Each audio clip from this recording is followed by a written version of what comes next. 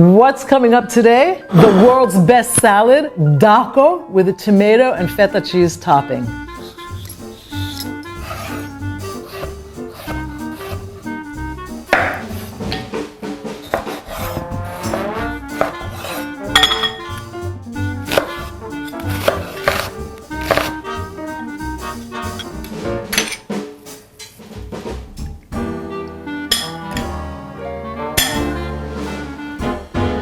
So this is the Dako. Most people do it in water. I like to do it in a little bit of orange juice. It gives it a little bit of an edge in terms of the flavor.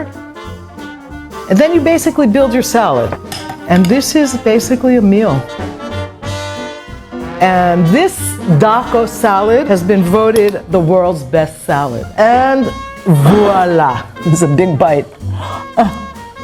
It really is the world's best salad.